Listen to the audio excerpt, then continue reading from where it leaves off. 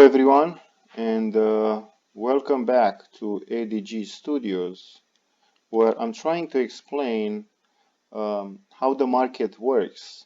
As an investor, you have to take in consideration where is your entry level, meaning uh, you have to analyze a little bit of the chart, leaving the news on the side so you can get a better entry for your profits. So, for that being said, let's dive into the content.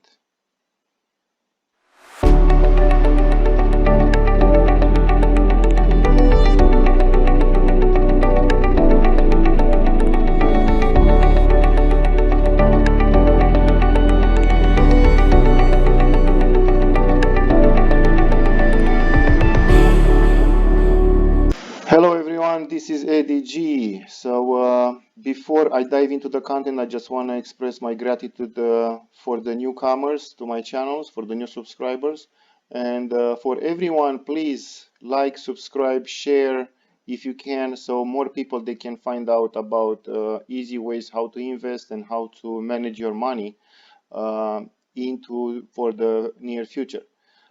Even if you're an investor that is trying to achieve a goal, more money, more profits for a short period of time, you have to analyze a little bit of the charts. And for this channel, I'm trying to show easy ways that anyone can take it so they can implement it into their strategy and probably just to show to get to a level that you're comfortable with your investment and so you can be more profitable for the future. So what we have in front of us is called a Wall Street cheat sheet. It's probably a diagram, of image that not a lot of people they're very familiar with that, but it explaining how the cycles in the market are done. Basically, if you, it's pretty much self-explanatory. Let's say you are at the moment, you're looking at the charts or you're watching the news as a new investor and trying to make money. One rule has to be accepted as an investor. There are two kinds of investors, uh, good investor and a bad investor. So what makes the difference? Well, a good investor is the one that is putting some money, investing his part of his portfolio into an asset on the market, and is trying to um, get to a level that is very comfortable to sell the investment. What we call that, what the investors they're calling that, it's smart money. Then in the other side, you have the bad investor that he just reads the news and he finds out from his uncle or from his neighbor about possible good profit into a stock, an asset, and he's jumping into a market without knowing what's the risk, how high the asset is valued, and he's gonna make a bad decision. So hopefully you're not the second investor, you're the first one. So let's look at the cheat sheet that Wall Street come up, and trust me, they go after this in any decision that they make. I mean, if you think about it, who has the most beautiful buildings in a city? It's the financial institutions. Why? Because they take the money from the bad investors, from the dumb money. Um, that doesn't mean that you cannot take advantage of a good move in the market, but uh, what you need to do first, you have to set your mind to think as an investor that he wants to be successful, and you don't have to envy the people or the institutions, the banks, the hedge funds that they have a lot of profits because um, that builds negativity in you, and instead to go to a war against the big guy, you better be part of the big guy. So Without further ado, let's explain, or let me explain to you how I try to trade, or how I invest my money into an asset that it's not guaranteeing me 100%, but it has a high possibility of giving me a good return. So, the first thing on the chart, you have the disbelief. Disbelief is actually what you see right now. It's actually a continuation from this side right here. So this is the whole market, the way it's graduating, and you can see it on the charts pretty much on any asset, even if it's on the 5 minute candle, or either if it's on a 1 week or 1 month. You have to take in consideration when you look on the S&P 500, when you see something like this, it doesn't take in consideration the devaluation of the dollar, because pretty much everything on these days on the market is valued on dollar. So you have Tesla versus versus dollar, gold versus dollar, S&P versus dollar. That's why everything it's um, valued in a dollar, in the dollar currency. Even if you look on the external, the European markets and everything it gets valued to the dollar being the world currency at the moment. So the first stage, it's the disbelief. Disbelief, as I said it here, it's the moment where the bad investors, the people who bought it at this level, they're sitting on the big loss. They don't have a belief anymore in the assets. So what they do, they're selling penny for a dollar. So basically, they bought it here, let's say an asset that it's worth $1, and right now they're in a position to sell it, or here they sell it for 20 cents, 40 cents. So they're at the loss, they're trading at the loss, thinking the price will go down. So this is the first stage, the disbelief. Then you have the hope. So the investors, they think, oh, hopefully it's gonna go higher, hopefully it's gonna go higher.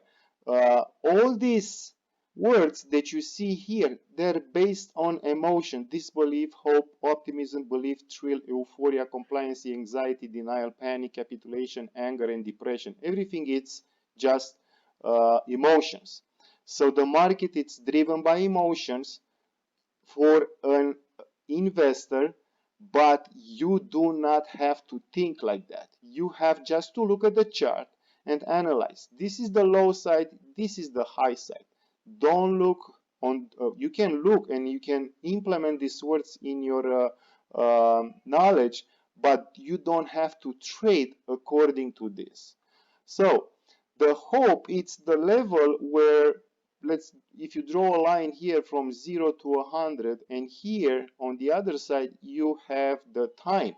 So on the price line, you can do like 0 to 100 or 0 to 1,000, whatever, while this one is from the day 1 to, can be a year, can be 5 years, 100 years, 10 years, 1 year, 2 months. As I said, each candle, each line on the chart, it's showing a period of time.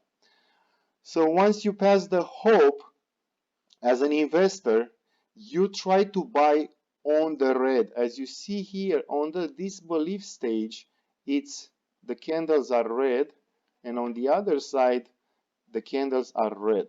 So this is a good time to buy, because you buy actually something as a discount. Let's say you don't know this, and in a market cycle you don't know what's gonna be in the future. This is the time. So let's say you buy it here. So you invest some money thinking that the price is gonna go higher, and what's beneath you? It's just a small percentage that you risk it.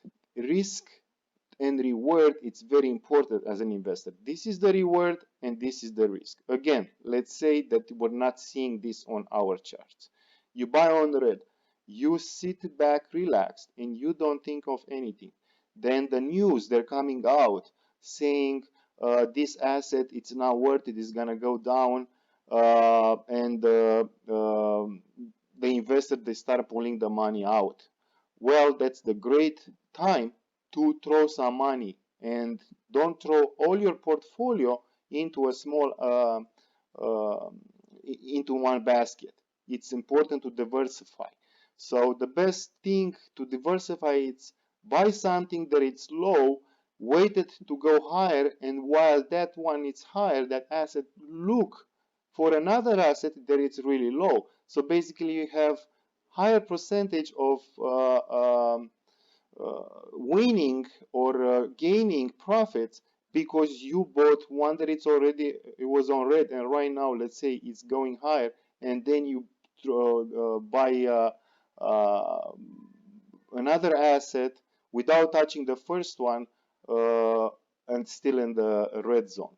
So once you have passed the hope, it's the moment where the news, the media, the TV, and everybody, uh, the financial institutions start saying there are news about an asset that's gonna be good. Let's say the gold prices, it might go higher or this and that, but it doesn't show the respect from all the investors being at that level.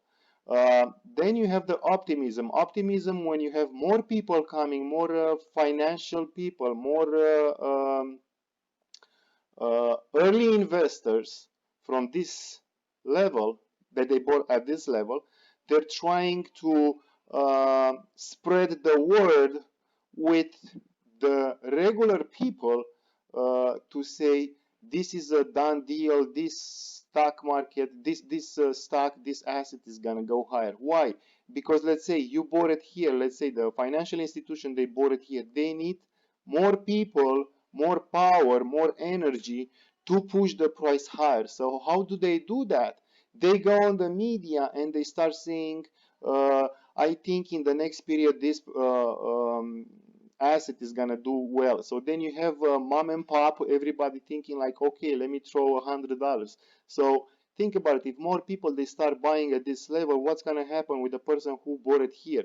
It's gonna gain more profit. The belief, it's the moment when pretty much a lot of people they're invested already, and they say this thing is done, this thing is deal. All the people who bought it from this lower level to optimism, they sitting on the profit. Not too much for the people who bought it here, not too much for these investors who bought it here, but much more for the investors who bought it at this level. When everybody, all the news, all the media, they were very negative about the asset.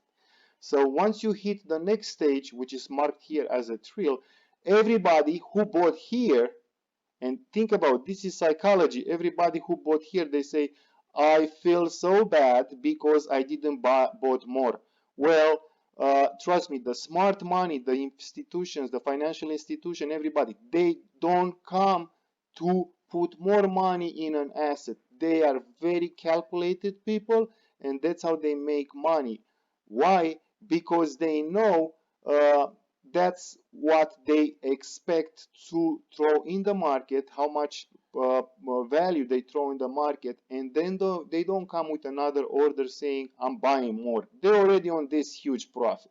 So the thrill, it's the moment where regular investors or people who has no knowledge, they watch the news or they read the newspaper or they get an email saying buy gold or buy this or buy uh, different assets, then the price is done deal is gonna go higher. The highest moment it's euphoria when everybody, I'm talking like rich people, early investors, more newcomers, more people with no knowledge, they say, oh, I feel bad because I didn't buy more. So they start throwing, mortgaging their houses. I saw some people taking a second mortgage and throw it in the market because they know everybody's buying, and they don't want to be left behind. Uh, in investment school, they teach you what you see at this level, that it's going just up with no correction. This last stick candle, It's called euphoria, or it's going to a blow off top. It's called blow off top. Think about a pressure cooker. You put the meat or something to cook, and once it's ready, you see the steam coming out, and what's gonna happen after that? It's gonna blow off, and when it's gonna blow off, what's gonna happen with the stuff that it's inside in your crock pot? It's gonna go down. So the moment it goes down, who is the first person who is selling? Well, it's the people who bought it here. The people who bought it here, they will sell it at this level. Maybe they will start scaling in, selling orders at the trail when mom and pop and Uncle Jerry and Auntie Margaret, they're trying to buy the stock, and at this level they still have a small gain, but trust me, they will not sell. When they see the price going down, these people who bought it here, they say, "Oh, it's okay. I'm still having a profit. I remember at this level I wanted to buy more. So what I'm gonna do? I'm gonna try to buy more." So they find some funds in the closet, and they say, "Let me go to put it on my brokerage account and deposit them in the brokerage account, and maybe I'll get a bigger profit." And the market doesn't let you win. It's ready to take the money from you. So what's happened at this stage? The price goes lower and lower. So look at this candle here, this level. It's going almost to the stage that it was believed, where, as I said, financial institution and pretty much early investors, they go and they promote the asset that is going to be a done deal. So what's going to happen at the level? The people who bought it here, they start to buy more, forgetting about the euphoria that it was here. So what's happening, the stock, the asset, it's still going a little higher because they have more power, but it's running on fumes. It doesn't have the gas, the energy to go higher and higher and higher. So once you get to the compliancy, everybody around the market, including the people who bought it here, or early investors, they say it's need to cool off. Well, what's cooling off? The cooling off, it has to go down. But where? To which level? When nobody's taking in consideration that it's gonna go to this level that it was before when it was red. People, as a psychology, when they trade, people like the green and they don't like the red. Well, you have to think in a positive way. You have to like the red because you buy something that is really, really cheap, and you need to hate it when it's green. Why? Because if you bought it when it's red, what you do when you hate something? You get rid of it. So this is a simple explanation about the market. You have to love the red because the green, you hate it.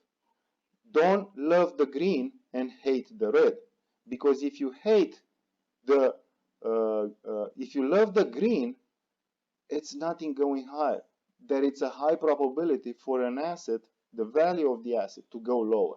So to continue about the Wall Street cheat sheet, once you get to the anxiety, all these people who forgot to sell it at this level, they getting anxious. Oh my God, I'm already like 20-30% at loss. What I'm gonna do? I'm gonna keep it a little longer, and maybe I'm gonna turn it to a profit.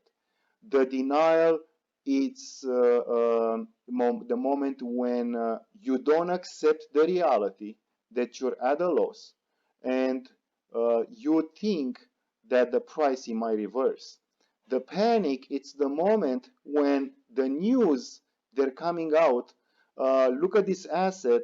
It was valued as $100, and right now it's valued of $20. But they don't tell you, well, in the disbelief stage here, when nobody talked about it, they say, well, look at this asset. It ran from $2 to $100. They will not tell you that.